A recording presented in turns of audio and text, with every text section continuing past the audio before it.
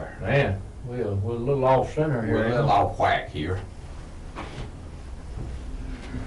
Get on over a minute. Slide on over. We're waiting on Troy to come in. We got another chair here. Yeah, we're waiting on Troy to come in. We're making room for him here. Yeah. Not adjusted just right. Heard from him yesterday. Said he was coming this morning. And boy, I hope he gets here. We got things to talk about. Lord have mercy. Man, I'm here to tell you. Friday, January the 9th, 2015. 15. How many of y'all wrote 14 on Yeah, the check? yeah. Or I heard somebody yesterday. I ain't Talking slipped up about- yet. I usually do though. Oh, yeah. It may catch me a month from now. You know how that Oh, goes. yeah.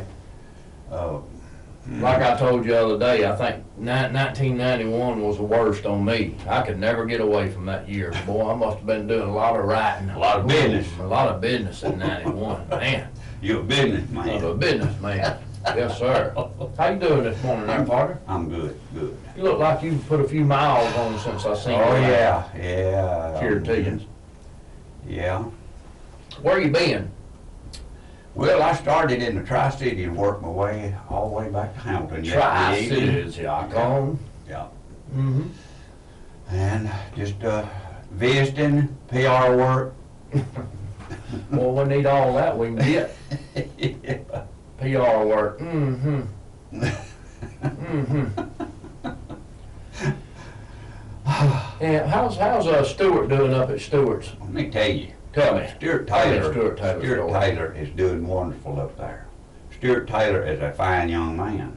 And let me tell you, he does excellent work too. Yeah, boy. You help me out. I'm gonna boy. tell you, all you got to do is just get your vehicle up there, no matter how small or how large the damage is. When you go to pick it up, it'll be sitting right out there on the front. It will be washed and clean from one end to the other. All right. Detailed out. It looked like a brand new vehicle. I know from experience. Well, you know, I know he's helped me with tires and whatnot, but I had like I told you, the best vehicle, best driving vehicle I ever had was that Toyota Highlander, but I did have the brains of one operation there go out on. Remember that one? Yeah. You know, you can't just replace a little fan motor on these vehicles Or a nowadays. fuse. Or a fuse. Yeah, it's something big. You know, it's $1,000 deal. Yeah. Oh, well, it was still salty now, but I just finally went up to Stewart and I said, help. And he did. Yeah. But Stuart Taylor will help you any way he can. I mean, he just ease right around there and just make it happen. And Say hello to him. Ronnie Wigton, Hey, Ronnie. Ronnie, he runs the front up there. Ronnie, same way, he'll, whatever you just go in there and tell them what you need, what your problem is, and they'll handle it. Me and Ronnie and Jerry Williams and that crew right there going up and doing a little spelunking. You ever spelunked before? Caving. Oh, well, you scared me there for a minute. I just didn't know. Yeah, up on Bear Creek, we used to have a cave that we used to go to up there, and we squeeze up in there. You go all the way in, and it caves in. You think that's it.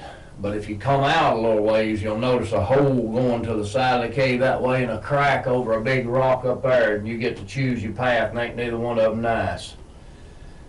Oh. I believe I'd just walk across the mountain and wait on y'all to come through. Well, on that side. I think I went under the under route one. There's something about getting in them tight spots and get the thing about your belt loops getting hung and you can't move frontwards or back. That's scary to me.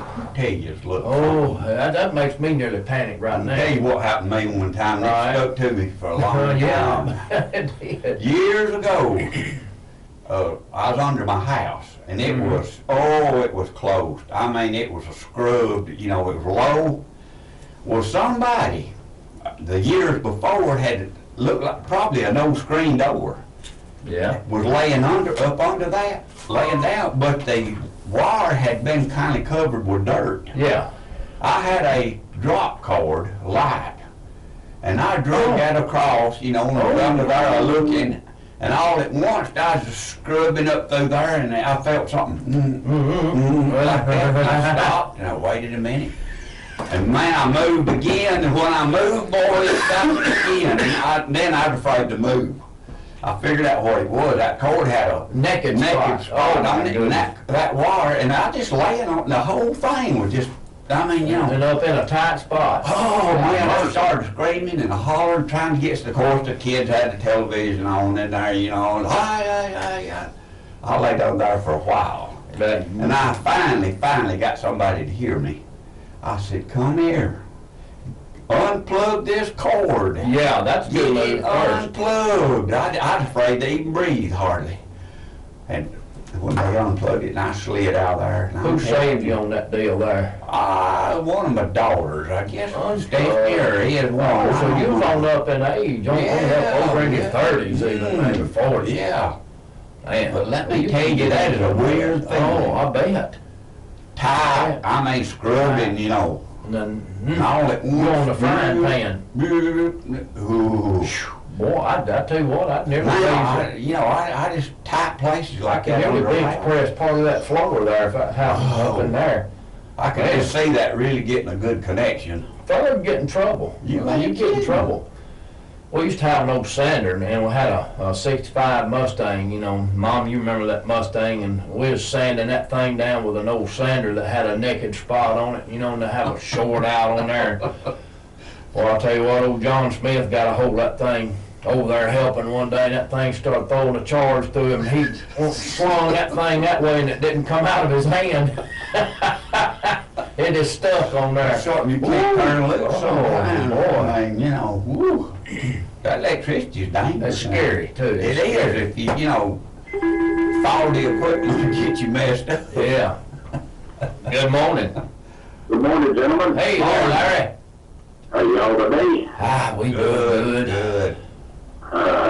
I'm good going out there, but I gotta go to people also. It was 16 this morning, according to Doug Threadgill. And Doug, I was enjoying your morning show. Starbuck, Monkeys, and boy, good. Well, you know, I came back down, I'm gonna get away from that cold weather, and I got down here and it's followed me, and people are blaming me for it, you know? Big icicles in the woods right now. Me and the boys gonna bundle up and get out this evening or in the morning and get some of that filmed. But we was talking about his little excavator under the house there. My kid brother, the two boys, and the boys were like 8 and 9 years old. Yeah. And he had bought this house that had a crawl space under it. He couldn't get under it, pretty good sized man. He couldn't get underneath there, and he had trouble with a cover over a drain. Yeah.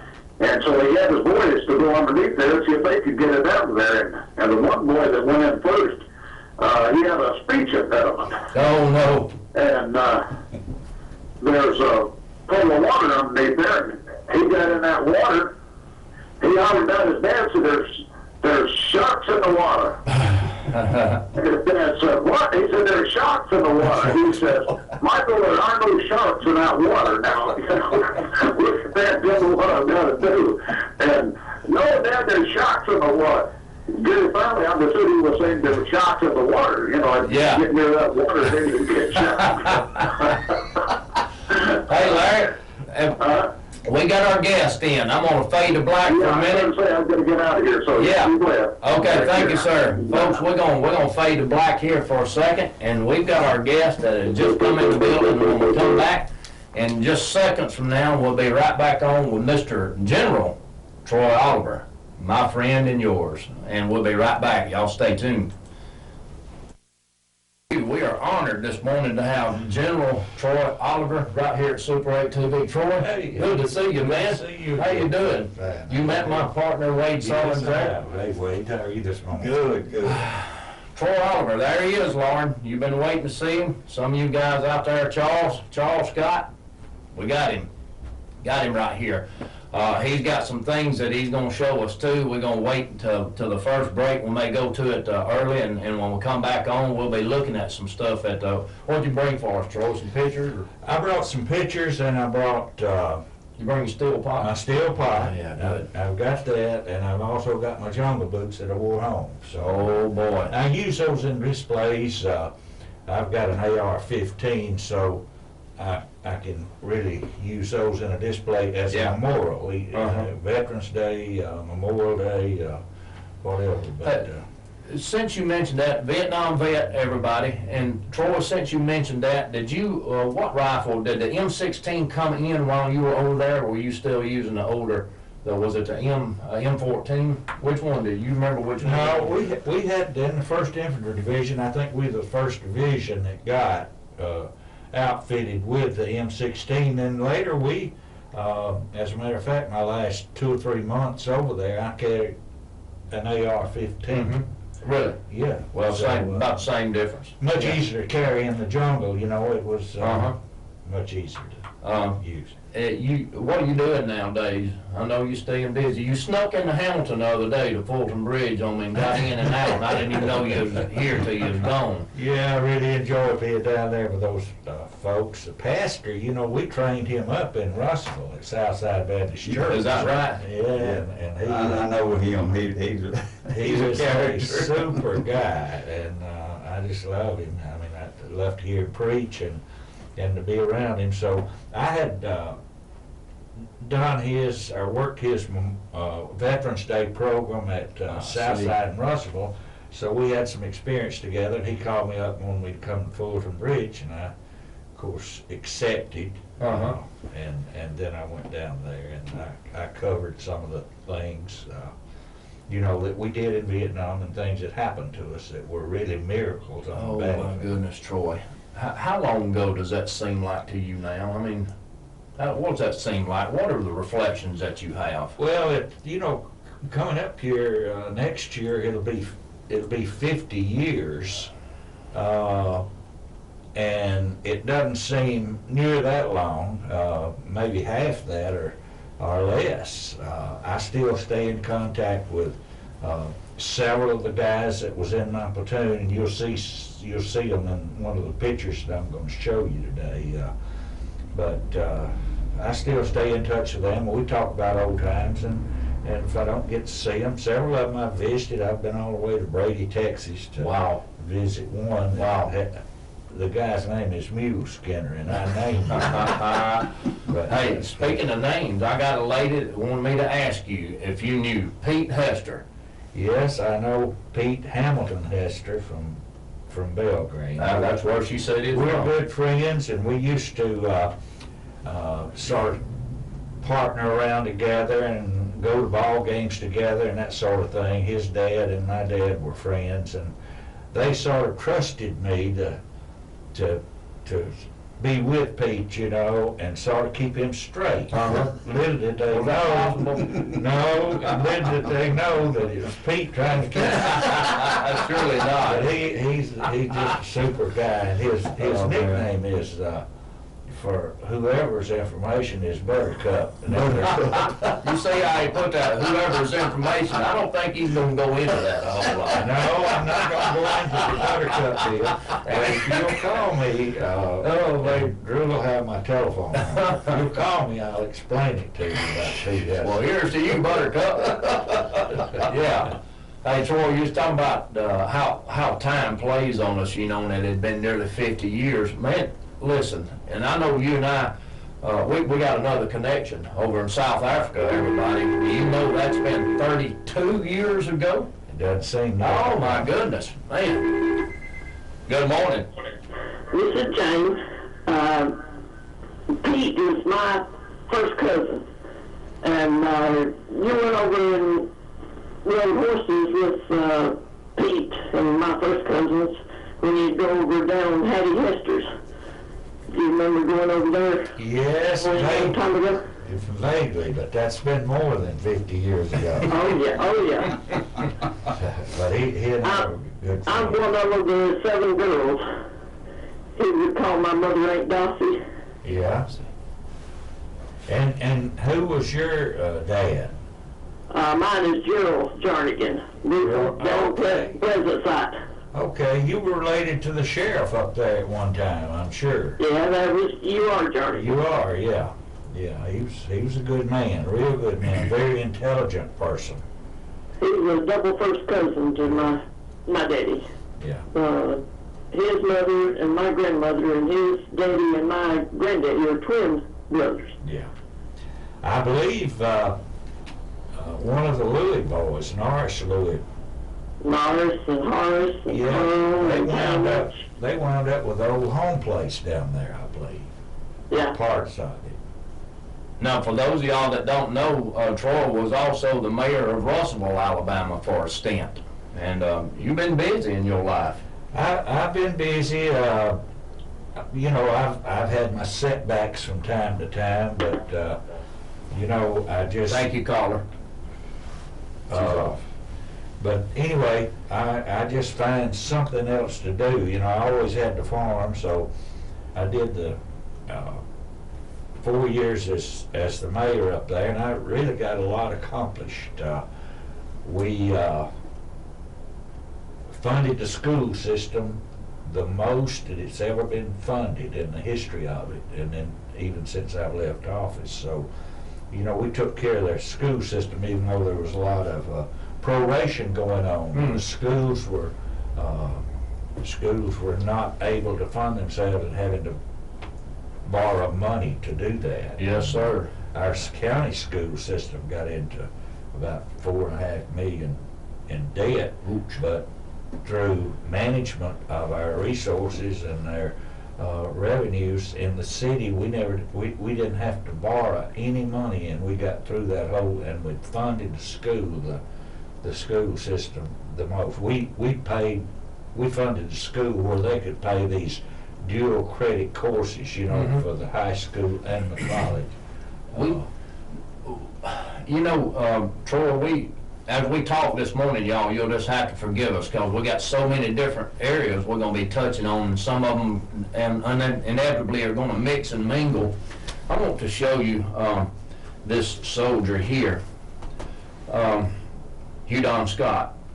He was killed in Vietnam November the 18th, 1967. His brother brought this to us yesterday, and I was asking if he had any letters from Vietnam, and that's why I had this sitting here and open. And Troy, it's such a sad thing. It was a painful thing, even all these years, for him to bring that in yesterday. Very painful. I'm going to pull one of these letters out right here and make a comment about it. And this just, you know, we're going to come back to him, y'all, and talk more about Hugh Don, you know, but just this morning, just want to talk a little bit, read this. It says, well, in 2 more days, I'll have 1 year in service and 1 to go. So they were drafted for 2 years back then. Were you volunteer or did you draft? Well, I went through the ROTC program, Okay. but it was volunteer. So you volunteered, right? So he had 1 year in, 1 to go, and he had, as of today, as he writes, he said he had 178 days left in Vietnam. And that sounds like a long time, but there's a guy that just got here, has 345 or 50 days, and he's saying, I'm getting short. Now, I know you know that terminology. I'm short. That means your time's getting shorter. And Troy, 5 days later, this boy was killed in Vietnam. You know, terrible. This letter was written 5 days. And look, this is heartbreaking, Charles. I just kind of looked at Charles as his brother that's watching this morning. And we appreciate your service. I want to tell you that first and foremost this morning before we get too deep into it. But Charles, I noticed that this one is dated November the 13th, and he was killed on the 17th. And here's a letter that went to him on the 13th that's returned to sender. So you know what happened there. Heartbreaking.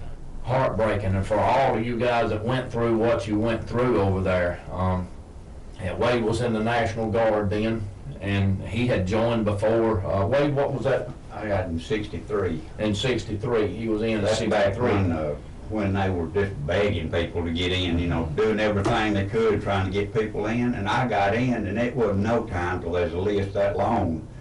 People were begging to get in the Guard, or just anything.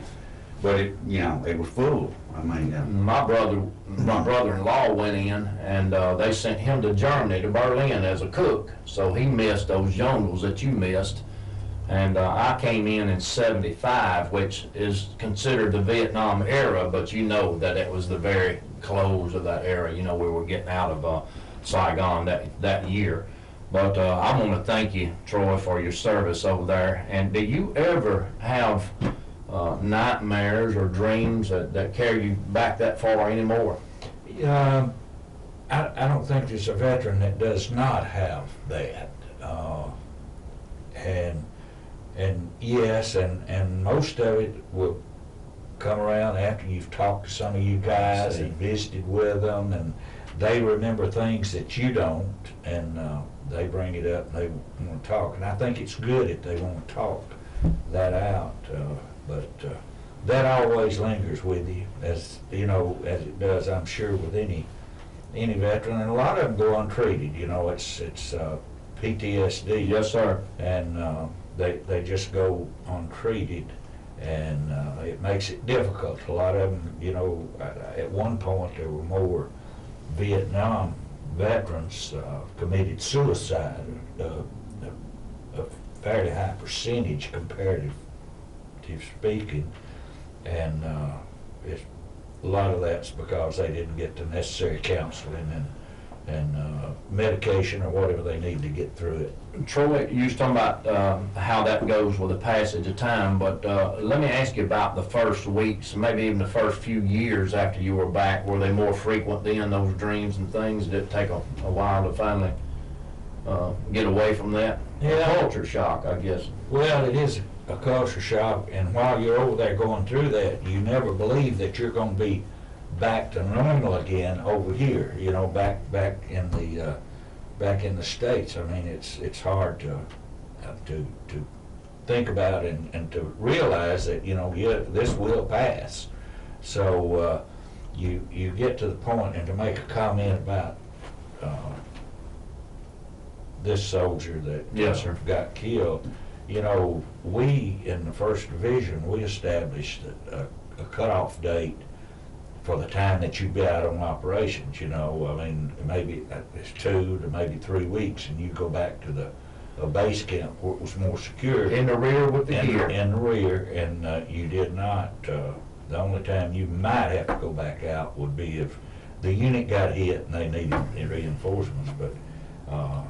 But for the most part, we tried in our company and in the division to get them, you know, get them offline early, because the longer you stay, and then when, as you said, you get up to a short time, then you're prone to watch the risk you take. Yes, much more closely, and Adding to that psychological. add to that side, and the fear begins to increase, because you know in a few days you're gonna get home. And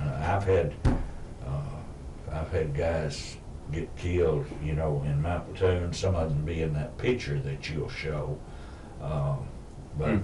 They had, and as their platoon officer, I would have to go through their letters and everything and make sure that nothing was shipped back, get all their stuff together to ship back home to the family, and read all their mail, just like we would have Yes, sir. read all the mail that he had. Excuse me. But it's difficult, you know, to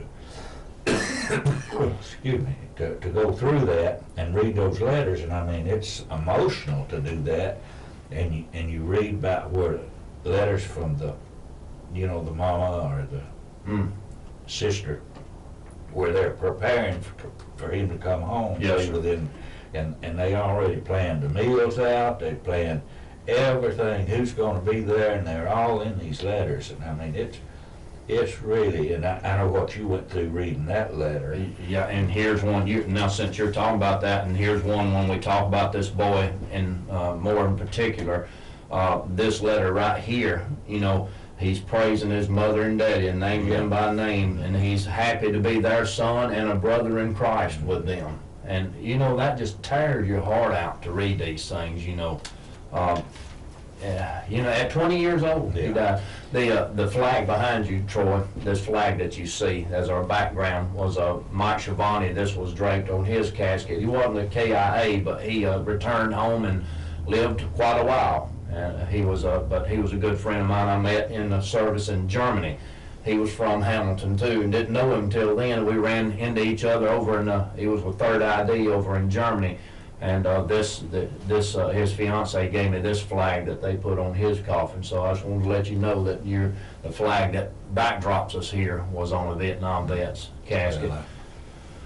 We are gonna break for a moment, y'all, and Troy and I are gonna get a few things together, and I may surprise him with a little trick or two. I don't know, but y'all stay tuned, and we'll be right back. And call your mama and them, tell them we got General Troy Oliver right here at Super 8 TV this morning, Vietnam vet. Somebody we've been waiting to have on for a long time, and know that there are people out there, Troy, that's been waiting to hear you. So we'll be right back, everybody. Y'all hang with us.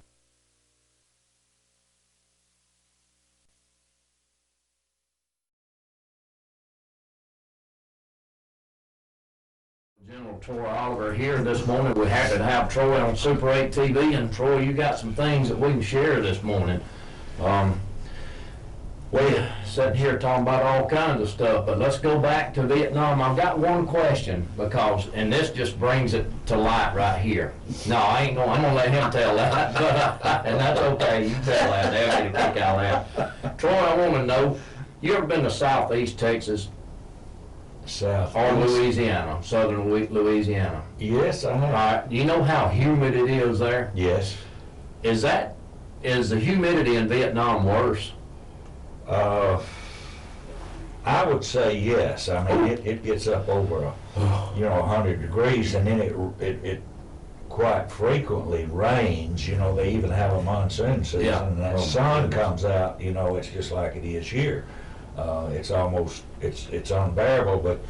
But the longer you stay, you become acclimated. Yes, sir. You have to watch yourself the first say at least 30 days and make sure you stay hydrated and just force water or whatever. But looks like you hydrating right there. What are you doing in that picture? This picture right here, this is a picture of me taking a bath. You taking a bath over in Vietnam? Yeah. Yeah, see, that looks like you could be in Texas right there. Yeah, we're out on operation in the jungle. And you in a little branch or creek? In a little creek. Uh-huh. And of course, I've got my pants on, but my shirt and all is off, and that's about the way we had to take a bath.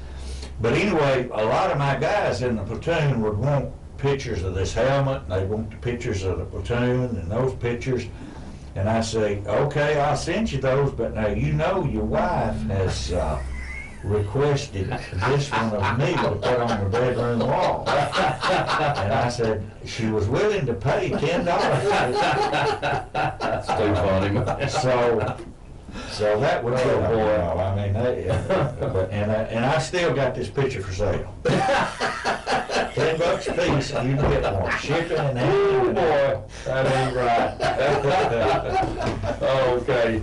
Now, Troy, I've told about that helmet several times here, and I want you to hold that helmet up. I'm going to hold it in closer in a minute, too, y'all. What date was that? November the 8th, 1966. November the 8th of 66. Look at this right here, y'all. Y'all see that right there? That looks like, I can't tell, that's the entrance there, and here's the exit. Big old hole blown right through his helmet.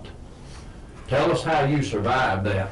Well, of course, I wear the helmet high on my head, the liner, and the web inside that you see there, I kept it pulled tight, and it, like I said, it rode high on my head, and that's the only thing that saved me when the shrapnel hit. It hit at a glance. You can tell right there where it glanced, and when it did, the helmet turned it out the side. So that's where it made the exit. That's a steel pot, y'all, and that metal is blown out and just flanges here. Yeah. And all I got off of it, of course, this is real jagged inside. Yeah. Here where it went through the top, but there's pieces of that shrapnel got into my skull, and that didn't actually go through my skull, but it was embedded in the scalp, and the top of my head there. And I went down to the medics Of course, there was a flash burn because the metal coming off of those artillery cells are white hot when they explode. So I got a flash burn on the left side of my face and head.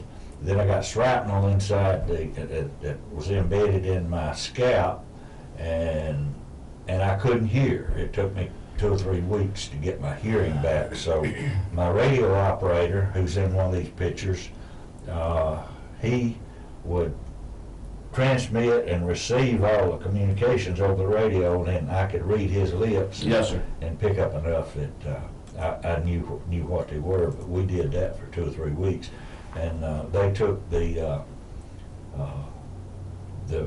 shrapnel out of my scalp and sent me back to duty. Or I went back to duty. They probably evacuated me if I, requested. Had that hole in your head. Yeah. Well, so that clears up a lot for me, just looking at that entrance and exit there. It wasn't a bullet, it was a piece of shrapnel. Right. Yeah, now that makes more sense. That's quite a hole. Well, our sister battalion, we had moved into this area, and I won't make this a long story, but our sister battalion, the 1st of the 28th, and we were in the 2nd of the 28th, well, they didn't dig their foxholes properly, and they didn't do their defenses properly, so they had a choice to attack us or to attack them, and we were set up real close in perimeters together. So that morning they got in, the Viet Cong got in between us, and they started firing on the 1st of the 28th because they weren't really prepared, and then they actually overrun that battalion. There was only one lieutenant. There's about 400 to 500 soldiers in there, and there was a tremendous loss of life and casualties, and there was one lieutenant out of probably 20 officers that did not get killed. And the sergeant major wound up taking over that whole battalion, or what was left of it, and when they had called us and told us that we were going to have to go up there and relieve that battalion because they were being overrun. So I bent over to put my web gear on, had my helmet on. I bent over, and when I did that, those 3 rounds, they were trying to fire that artillery in between the 2 battalions, and it wound up short and hit a termite berm. You probably remember seeing those. We talked about those yesterday, yeah. South Africa. Yes, sir. Yes, And, sir. it hit those, and it just spewed that metal out of 3 rounds, and it killed several in the company, and several casualties, Good night. out of there. It killed E7, Sergeant Bundy, I remember him getting killed, and then there was an E6 that it just basically took his eyes and nose out. He lived. They evacuated him, but it took both eyes and his nose out, a piece of shrapnel. If you'd have been stood up, If I'd have been standing up, it would have really gotten me. I mean, it's just by the grace of God I'm here today. Amen. I give him that because he had something else for me to do, and that's why I would go down to Fulton Bridge if they asked me. I feel like that may be one of the things that he wanted me to do, and I try to do that, to witness, and I'm in the Gideons, and we go to the churches and schools and make distributions of Bibles, so I do a lot of that, and I think that's one of those things, and I do a lot of personal witnessing too, handing out especially those little New Testaments, and that's got the plan of salvation in the back, and I'll give you a commercial on the Gideons if you don't watch me, but I really like to have it on that back service, sometime. and I enjoy doing it, and I think that one of the reasons I came through and did like I did, and all the things I accomplished being a general, and I think all that, I didn't do that by myself. God was there. Me and Drew was talking about this yesterday. When years ago, when you first got in the military, they give you a little green Bible. Yeah. Do they still do that? We do that as Gideons, And if there's a deployment, you know, when the unit out of Fayette was deployed, it was an engineer unit. One what, 51st or something like that, I forget what. Yeah, that changed all that up. Might have been 877. 877, Yeah. that's what we used to be, you know. Well, we were, you know, we served, I served in the engineering unit. I was an infantry officer, and when I came back, I joined the National Guard after I got back from Vietnam.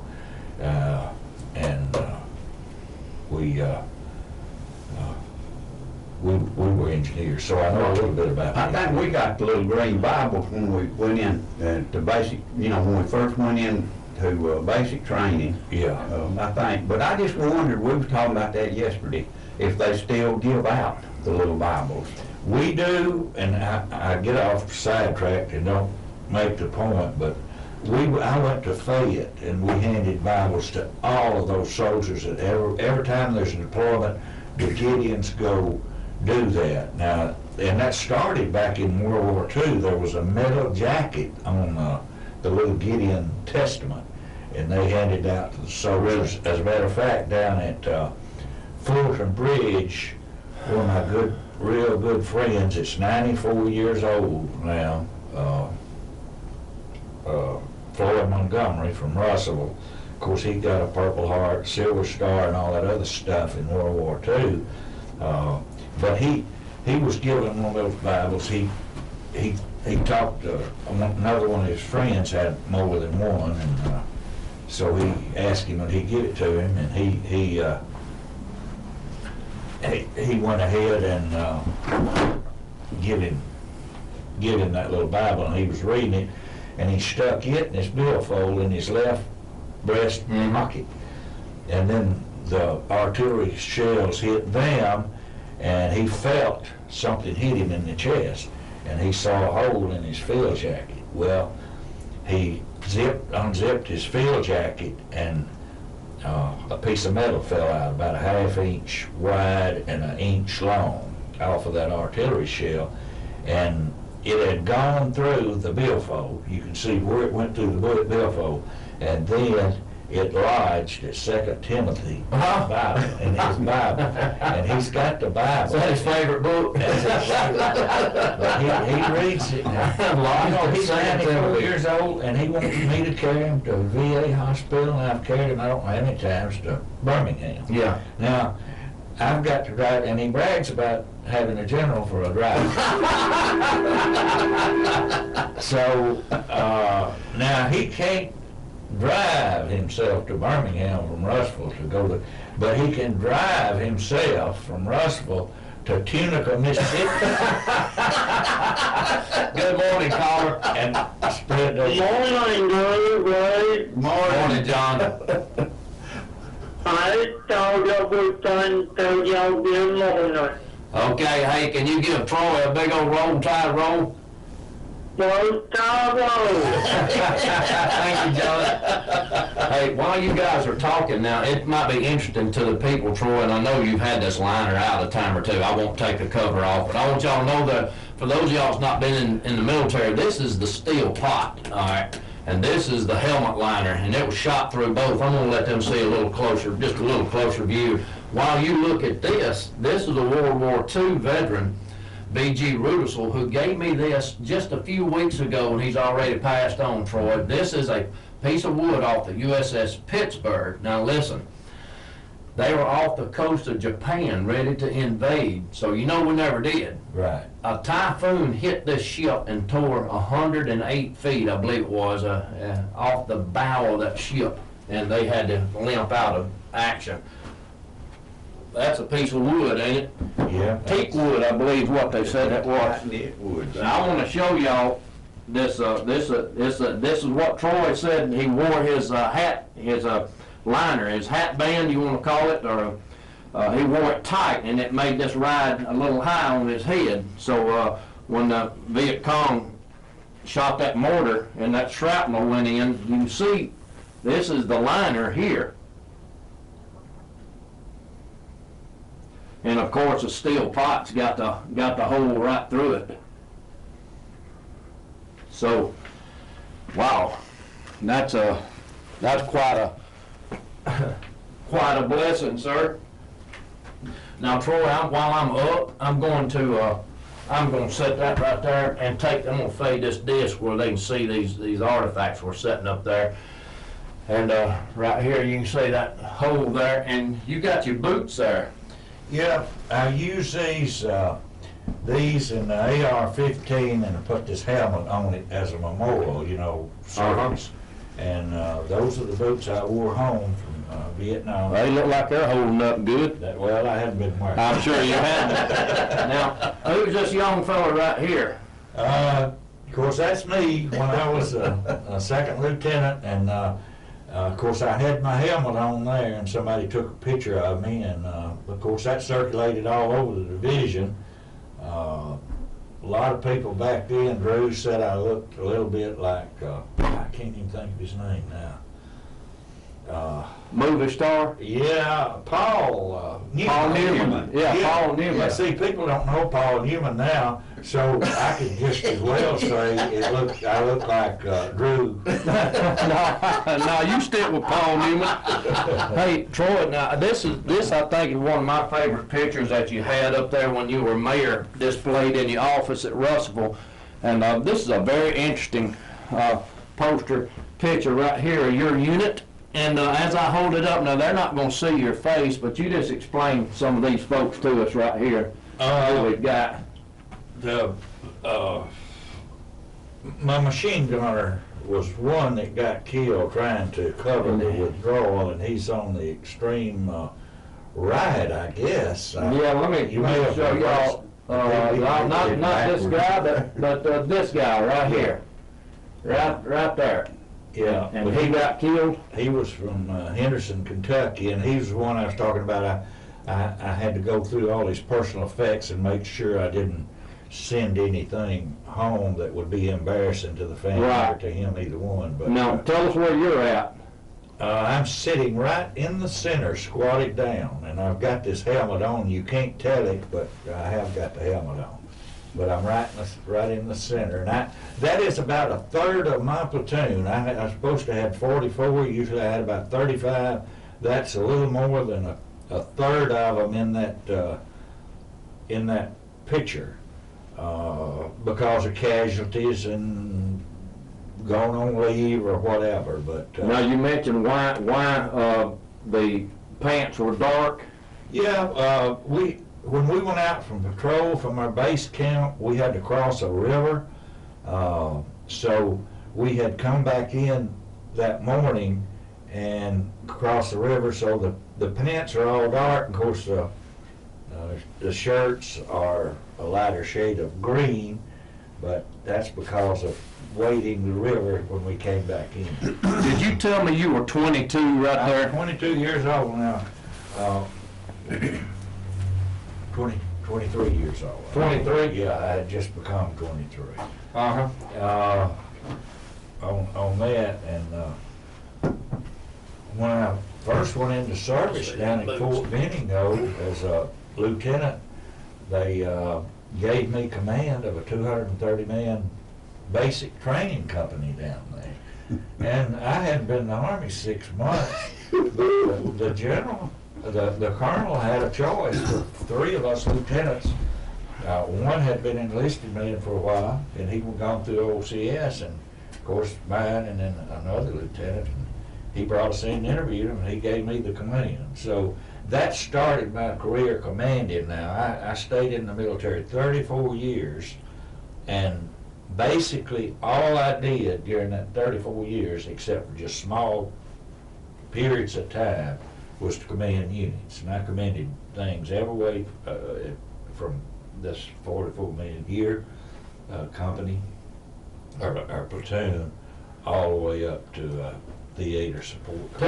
Tell me how you lost your machine gunner. What happened to him? We were out on, of course, operation into what they call the Iron Triangle, and no soldiers, the South Vietnamese ARVNs, we call them, they had never gone in there.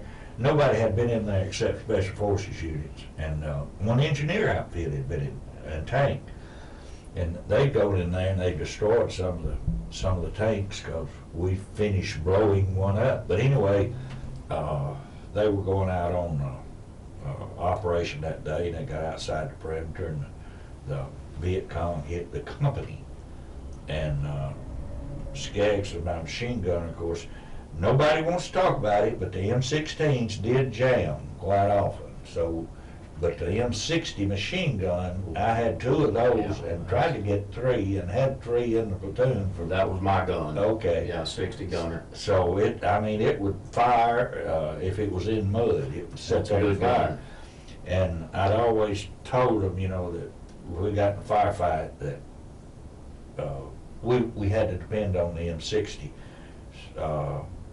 So he was firing, covering the company while they were trying to move back, and a sniper up in a tree, as Stars and Stripe article said, stitched him up the back, and I saw him, when the chaplain was doing last rites on him and sent him to the aid station there in Lackey.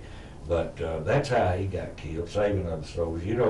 John 15:13 and the Bible tells us, greater love hath no man than to give up his life for his friends. And I say that about soldiers, and I say that every time I talk about soldiers and Veterans Day. And of course, I draw a little criticism, and I know it's not exactly what the Bible says, but it's hard for me to believe that a soldier doing that, trying to save his friends and keeping the freedom that we've got in this country because of what he's doing and his willingness to go fight and put his life into it, it's hard to believe that God won't look upon that soldier with favor. Well, we know he'll be a righteous judge, don't we? Right. Yes, sir. And I of course, some of them are 22, 23 years old. But I say kids, and they haven't had time really to be evil. I agree. And I agree. Some people take issue with it, but good morning. Well, somebody didn't want to interrupt you on that thought. Troy, you may not know, but and it's quiet this morning, but that phone can ring off a hook. They're just listening to you. That's why it's Everybody's quiet. fascinated this morning. You're in thousands of households right a lot now. of people like to hear me talk. Some people used to come by when I was mayor, and they say, you talk like Gene Stone. And some people accuse me of talking like Gene Stallings, if they couldn't see me. Good morning. Morning. Mr. Moore, you ever know Philip Fikes from Winfield? There's a Troy Moore here, so it's Troy Oliver. Norman, I know I told Wade I'm going to have to watch myself where I don't say Troy Moore. But did you know what Fikes was that? Who was that? Yeah, he got a silver star and 2 bronze stars and 3 purple hearts in the service. Was he the dentist? No, he's Dennis' brother. Dennis' brother, okay. He's my one. He's my second cousin, dog, I know. What was his name again, Norman? Philip? Philip Fikes. Fikes. Yeah. Yeah. I don't know if you recall him, but No, I do not recall him, but if he got 3 purple hearts and silver star, 2 bronze stars. 2 bronze stars, I promise you he earned those. 2 bronze and 3 purple hearts. Yeah. wow. And silver. Was you in the Korean conflict? No, I was in Vietnam. Uh-huh. I was Alright. with the 1st Infantry Division, Big Red 1 in Vietnam. Well, I'll congratulate you because you're to be honored, I'm telling you. Like you said before ago, God, that's what, you dedicate your life, you did it for your people, And, Well, wow. I always say, what would this country be like? The World War II veterans are called the greatest generation ever, the people that came up during World War II. But did you ever? Then they came back from the war and they went to trade school and they got skills. They went on. They built this country to what it is. Yes, sir. For us today.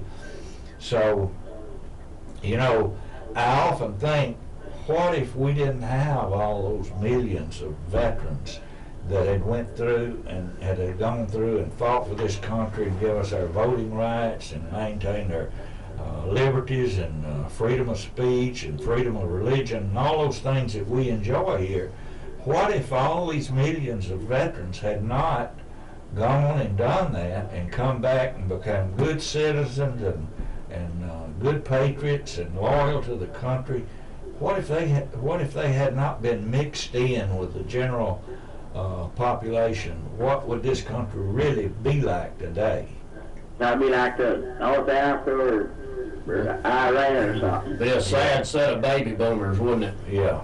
That right there, thank you, Norman. that picture over there is my Uncle Bud Berryhill. And that picture, I know you can't see from here, but he was on the USS Sangamon that was hit by kamikazes, and a lot of his friends, he's in the Pacific Theater, of course, but a lot of his buddies didn't come off that ship there, Troy. But anyway, you're right. You're absolutely right. You know, so much could be said here, and we were talking about PTSD.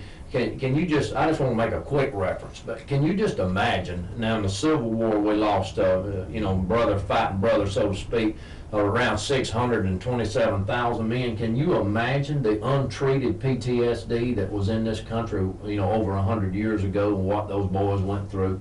Yeah. Unreal. It is unreal, and if you look at the ones that fought, and especially in World War II, the millions that went untreated, and I know some of them. A lot of them became alcoholics, you know, and they just couldn't deal with it, so they went to more of the alcohol route, and they did drugs. Today they go to the drug route. Yeah. But well, I want to ask you something. Here we go skipping again. Now we've went from the Civil War, and now we're going to go to South Africa. So we what, you know, I was a plant worker. So in 1983, Don Tidwell, and of course you had a big part in that. Now what was your job? I knew what mine was. I knew you were one of the bosses there, and we never did talk about it much, you know, and you were in and out, and, you know, but what exactly was your management position there?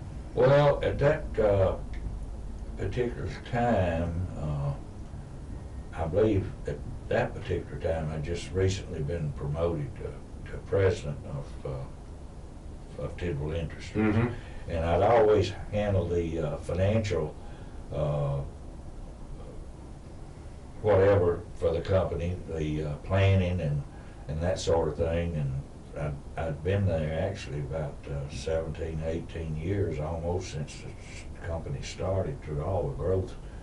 And I was over all the accounting functions, bookkeeping, reporting to the Securities and Exchange Commission, because it was a publicly traded company. And I was on the board of directors, and when we went to do an expansion, then I went and met with the government officials, which we did in South Africa. Mm-hmm. And Fix to show y'all a little clip of him sitting there, and you'll have to pick him out, but he's got darker hair and 32 years younger. yeah, but that was a long time. But anyway, that's basically what I did, and then. Do you remember how much y'all paid us a month? No, I don't know. Let me refresh your memory. Now, I don't remember the base pay, but you paid us foreman's pay, which that's what we were foreman. But y'all gave us a bonus of $1,250 every month that we were in South Africa, and I was there 2 years. And this is 1983 through 85. $1,250 bonus every month was a pretty good little morsel. Plus, provided the housing, bought a round trip, open-end plane ticket, $2,000 something back then. And that's a lot of money for a plane ticket back then too. And you paid the power bills and provided housing and a way to work. Paid us $1,250 a month and gave us foreman's pay. And boy, I mean, it was a wonderful deal. Well, we worked out a real good deal.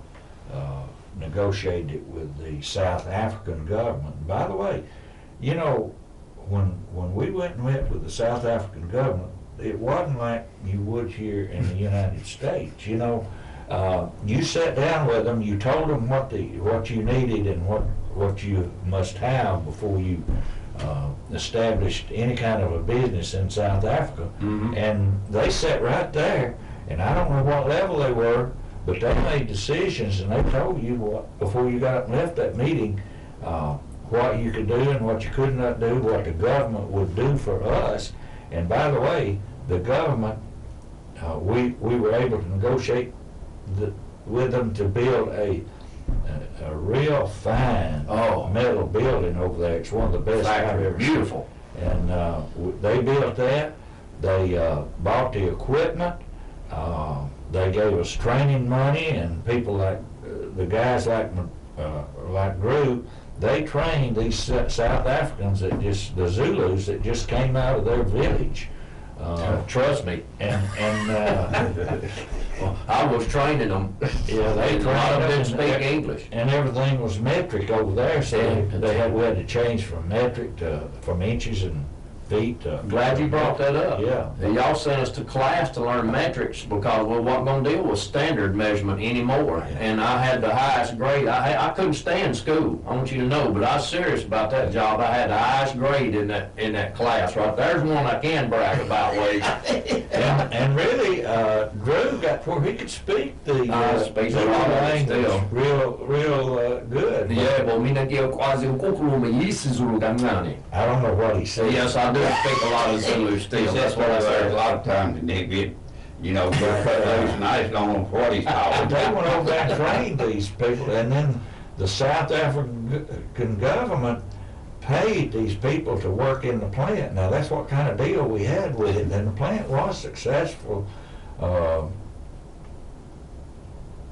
over there, and I'm sure it's still in existence. And Pinetown bought us out, if you remember that group from Pinetown. That was the first American mobile home industry in South Africa. And now they had one, that they were running, little small units, but they did a good job at Pinetown. But it was like a major military operation to get all the logistics lined up, and the materials and so forth, and we shipped some from the U.S. here, things that we could not, they didn't have readily available. Built the houses in Arley. And we built those houses in Arley that we shipped over there that employees lived in. I forget the name of the village. It was Hyde Park. They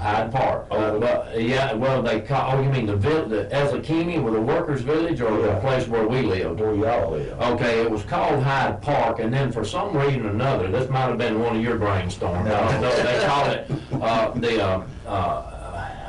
it Espanola.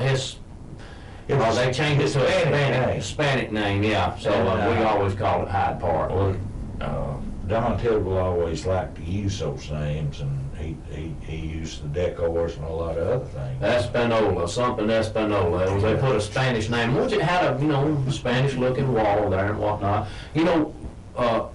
Troy, if you get on a computer, and I do this quite often, I'll go to Google Maps, and you can go right down on the street, right there by the gate, and see where Don Tidwell lived. You can see my house. You can see, look. I've got you, not in this diary, but in another one. But I kept detailed stuff right here. This is Gun Hill, Lombard's Cop, and Umbulwana, all those hills and things that were around there.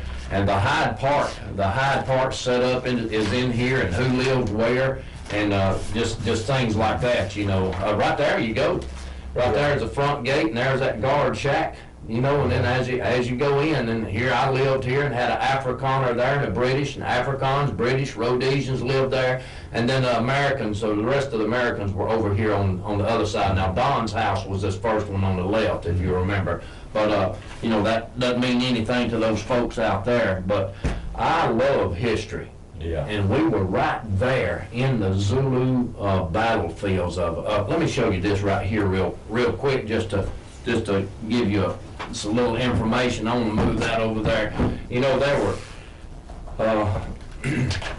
This is Blood River right here, and Isaglawana and Rourke's Drill. 3 major Zulu battles. I took that picture when I was at Blood River. And these people here hear me talk about Isaglawana. I'll just hold this picture up for a minute right here. The anniversary date of Isaglawana is coming up this month, January the 22nd, 1879. The largest defeat of a modern army at the hands of primitives took place right here on this, in this battle book here. You see that hill there, Troy? Right there's a picture of it that I took. January 22nd, 1879, the Zulu, about 20 or 25,000 of them slammed into the British right there and wiped them out. That was about 2 hours away from where we lived there. You know, I know there's a movie of this. Yeah, there's Zulu Dawn. And then they teach this in the Command General Staff College for the U.S. Army, the tactics and what all happened. And you know, at Rourke's Drift, there's the old 1960s movie was Zulu, just Zulu. Now that's this battle at Rourke's Drift, but the battle at Isaglawana is called Zulu Dawn, and somebody needs to make a good. The real story is right here. That's the one that I like to tell y'all, because you got 500 Dutch, God-fearing Dutch farmers that stood against 12,000 Zulu right there and didn't lose a man. It's an amazing story. But we're fixing to be right back, y'all. I'm going to fade to black just for a moment. Y'all don't go nowhere, because I'm going to go back here and do a little switcheroo, and you're going to see Troy Oliver sitting in the factory at Ezekini. And hopefully right after this South African official gets through speaking, and it won't last long because we're well into his speech, I believe, you'll hear these Zulu singers. Now, Troy, I don't know how much you remember about that. Did you make this film? Who was filming? No, but I remember somebody out of the plant was filming it, and we had a member of Parliament. Yes. That came in. He flew in. He had 2 female. The reason I remember it, he had a South African military plane. He had 2 female pilots that flew him, and I can't. If I had a little time, I could remember his name. But he later came to the U.S. as an ambassador, and he was just loved by the U.S. You know. He's a great. Now Ron Froelich is still here down in Birmingham. Ron Froelich's in Birmingham, and he was he handled South Africa's Olympic. Does he now? No, he did then, and I think he's still in charge of it. But he's really the one that set up the meetings with the government, and you know, we were able to be so successful is because of Ron Froelich and his contacts in South Africa. When I go back there, I'm going to take the mute off of that TV right there, because if I do it now and don't silence us, you'll get a big reverberation. So you'll be able to sit right here and watch what the people out there are watching. But anyway, before we do this and before you hear these amazing Zulu singers, y'all, I want you to know that you can bring hundreds of the, Troy, every one of those people can sing. Every one of them. I never met a one that didn't have a good voice. It just blew me away the whole time I was there. And they wrote a song about Tibble. You can hear them saying Tibble in the song. And I had that at one point, but I've got a copy of it. I went out to a village one day and spent hours waiting for the chief to invite us in. And I recorded some boys. We climbed up into the back of a pickup, and I recorded them singing some of the best cultural songs, and got back over here. And somewhere around 1993, my daughter recorded over that with some country music. Terrible loss. It was a terrible loss. They were really talented. Gonna fade to black. Y'all don't go anywhere. These guys, oh yeah, these guys are gonna sit right here and watch with y'all. Hopefully, if everything works out, if not, you'll see us come right back on, and we will anyway at the end of this. So don't go anywhere.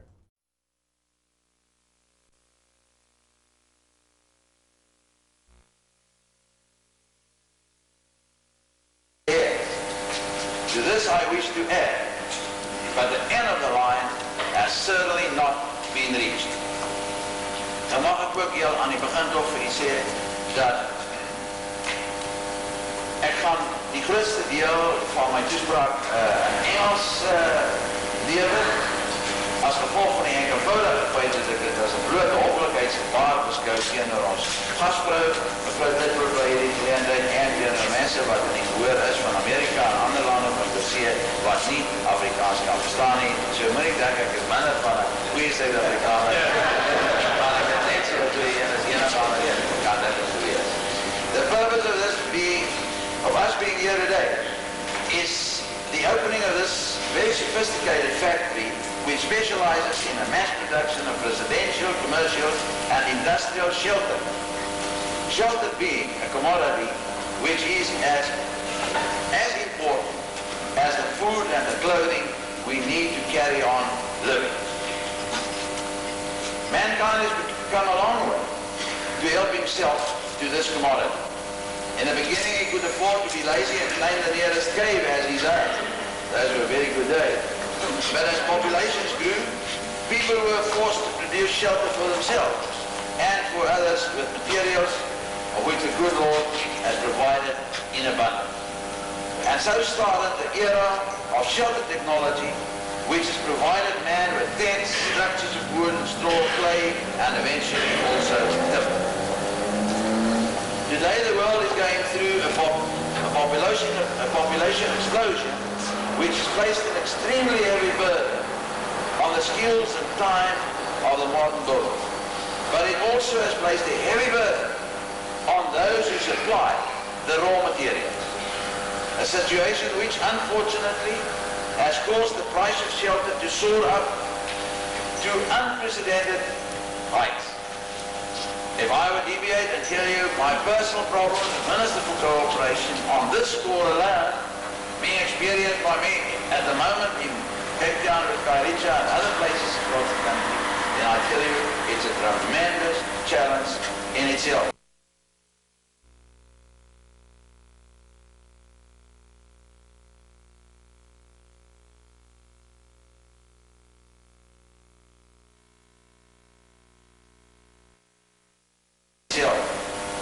Times in which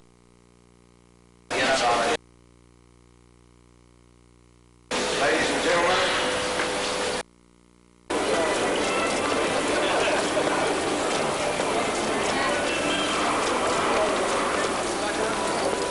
they're putting his microphone on.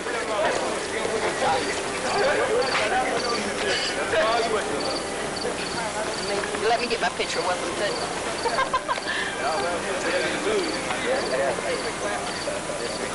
that's pretty good. I think it's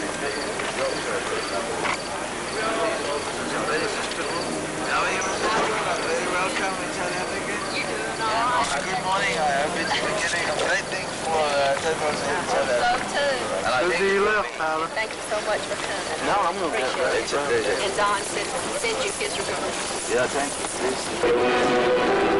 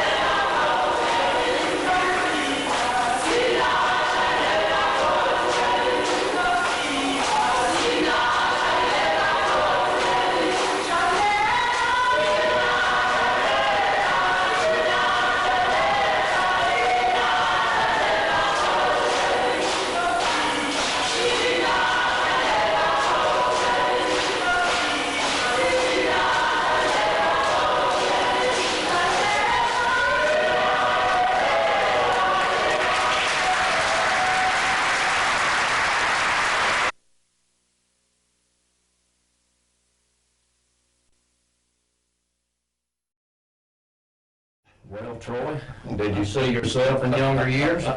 Yes, and I didn't recognize myself, really. You're a good-looking guy there. Yeah. Oh, seeing those people right there, I still know Joe Zogway, you know, Gerald Masupa, Suli Shabalala. I remember their names that have Christian first names and then their Zulu last names. But Troy, those people could sing, couldn't they? Yeah, they were good. And they're very intelligent people, I tell you. You brought up a point too, Troy, about the work ethic over there. So Yeah. make that to the people too. We've only got a couple of minutes. The males over there are like warriors. They're in the Zulu tribe. They're just like warriors, and they don't get out and work. And the females, they tend to the herds and do the gardens and that sort of thing to provide for the family. But that's why you saw only females in this film. On this CD is because, and I think, I'm pretty sure they wrote that song because in it, if you listen real close, they use the name Tidwell throughout. Wow. So they wrote that song. So they're very talented, they're very industrious, and the female just, you know, they, like I say, they do most of the work. And I had male workers, but you're right, and we were warned about that the males weren't used to working. Mm-hmm. You know, and the females, they made some good workers. Boy, they were good drywall girls. Oh my goodness. They could run that drywall just as slick as a whistle, boy. Unreal. When we built the factory, we were required to put in what they call ablution units, and those were they were bathrooms, but they had shower facilities. So when these workers came in before they left during the day, they could take a good shower, hot water, the whole 6 yards. Yeah, they So were good we showers. took care of the family. I don't remember where we furnished food for lunch or not. No, they brought their food with them, which usually consisted of a mealy meal. It was just sour milk poured over cornmeal, and they'd bring a piece of bread, and that was our staple diet anyway. So, Troy, we were right there. I mean, right there at that factory. Just over that hill was a place called Hart's Hill, and in that area in there are more Irishmen buried on African soil right there within a stone's throw from where we were at in that plant than anywhere in Africa during the Boer War. The Boer War had taken place on all these mountains here: Dorchwana, Lombard's Kop, Gun Hill, Umbulwana, Wagon Hill. Those mountains were important because the British got surrounded in Ladysmith. If you'll remember, the Dutch surrounded them. It was a siege city. So we had that Boer War history there, and we had the Zulu history, and for me, I was just in hog heaven there. I mean, man, I had something to do all the time. Well, the Boer Wars were somewhat similar, I believe, were somewhat similar to the revolution that we had here. Look at that. What? Yeah, that's... Now, that in this, now Friday, I believe, April 26th of 1985 is when it's in that diary right there when Soli Songlili was his last name. What And is that? that is the Zulu say umbogoto, or a grindstone. Yeah. And his mother at the village took this, you know, so I wanted some meal that was ground on the Zulu stone, you know, and she worked out some meal for me, and I tasted of that. And the Zulu word for hot is shiza. So I said, shiza, you know, like that. And she told us then, yeah, I just ground pepper with it right before I ground that. And I wrote that in there too. She had just ground pepper before she ground that cornmeal, so that was hot. One more thing here. Right there is that's a sakila, or the Dutch call those a napkiri.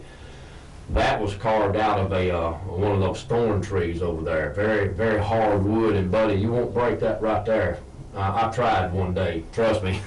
I put a dent in some steel with that. Those steel I-beams that we use that C channel out there on the front of those porches. Yeah, I knocked a dent in one of them with that club. But anyway, we got a lot that we can talk about, y'all. Maybe we can get him back sometime. Troy Oliver, General Troy Oliver, Mayor Troy Oliver. God bless you, sir. Thank you, number one, for your service. Yeah. And your Thank you. friendship. And it's good to see you, and I'm glad you kept all this stuff, and my stuff that I've brought will wind up in the archives at Russellville. And of course, when I was promoted to general, I was sent a 9mm with pistol that's got a special serial number on it for me, general Right. officer serial number. And I've just, I couldn't have dreamed a better life than I've had. Even with, you know, the hardships I had, like being in the war, that tempered me, you know, and it sort of made me what I am, whatever that was. But I had a lot of help from God in getting me to where I am, and I'm happy with where I am in life, and I'm happy with the age and my health. I'm thankful for all of that I've had over the years, and I just You never it know couldn't how. have been better. I couldn't have prayed for it and got it any better. I mean, it's Well said. Being in South Africa and getting to do all the things and travel like I did for Tidwell, and Don Tidwell was the best boss I ever had, including the ones in the military. I mean, he was just a super person, and he had a lot of foresight in what was happening. He you know, I think he had a high school education, but he was an extremely intelligent person in the way he did things, and he had some of the best leadership qualities of anybody I've ever been around, you know, and I know what leadership qualities are, but the way he handled people. That's the key right there. And That's got the key. people to do things, and he did it by asking them, you know, and I always said, even in the military, there's no greater honor that a guy, whether it be Drew or whoever, in the military or in civilian, there's no greater honor than he can give you as a leader than to do what you ask him to do, and do it with enthusiasm and a commitment to what you need to do. If it is a mission for the overall good, whether it be a company, civilian company, where it be a military, you know, you've got Our town. our town, you've got to have those people that are made that are commitment, that have made a commitment, and I just can't, you know, say enough about that, and what the leadership that the veterans have provided this country by fighting in the war, and the commitments they made, and just like John 15:13. You know, that's as real today as the day it was written. So thank you for having me. We're honored. I appreciate It's our you honor. for your Yes, sir. service. Yes, sir. We're And, glad to have you, and hope we might get you back sometime. Let us know when you come down in this area. Maybe we can come out, if you're gonna speak somewhere, maybe we can come out and film you or something. Yeah. But it has been our honor to have General Troy Oliver right here on Super 8 TV, my friend, this very morning. And Troy, can't say enough, but thank you, and thank you for those last words too. You're absolutely right. It's about pushing up people and taking care of each other, and getting that respect. Thank y'all for viewing this morning. I know there's a lot of you out there, and I told you we'd get him in here, and here he is. And folks, now y'all stay tuned for a little music, and then right after that we got Search of Scripture with Brother Charles Rawls coming in this morning. And Charles will be in here directly, Lord willing, and the creeks don't rise. And Troy, say goodbye. Goodbye. Good to see the people down here in Hamilton. Be with you again.